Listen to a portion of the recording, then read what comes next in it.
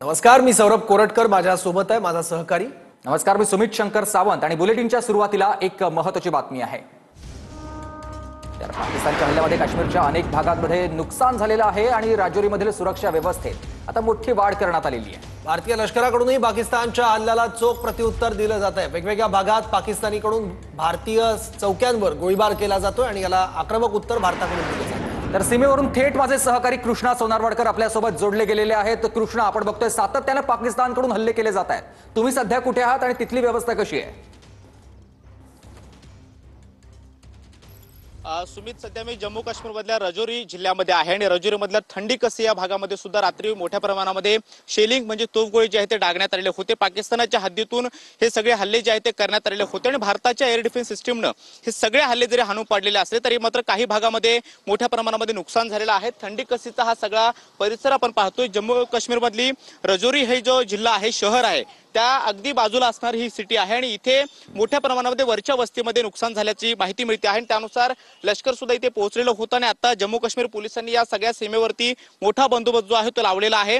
प्रत्येकाची विचारपूस करून आतमध्ये सोडलं जात आहे, कारण सीमेलगतचा हा सगळा भाग आपण पाहतोय की जवळपास 50हून अधिक ड्रोनच्या माध्यमातून पाकिस्तानने या सगळ्या सीमेवरच्या शहरांना टार्गेट केलेलं होतं आणि भारताच्या एअर डिफेन्स सिस्टीमनं हे सगळे ड्रोन जे आहेत ते आकाशातच हाणून पाडलेले होते. मात्र तरी सुद्धा काही भागामध्ये जे तोफगोळे आहेत ते पडलेले आहेत.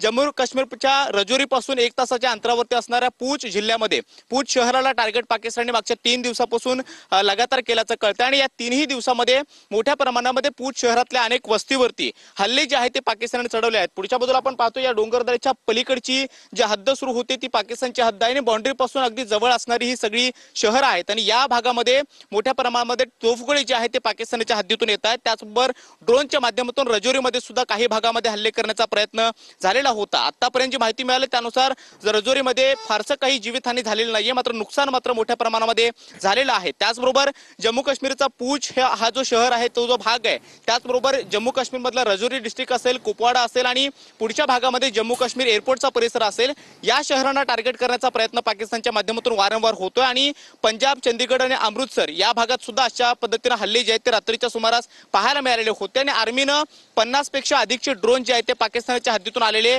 त्यांना एअर डिफेन्स सिस्टीमच्या माध्यमातून हाणून पाडलेला आहे, ती निष्क्रिय केलेली आहे. बरोबर आहे, भारतानं हा हल्ला हाणून पाडलेला आहे. धन्यवाद तुम्ही दिलेल्या सविस्तर माहितीसाठी.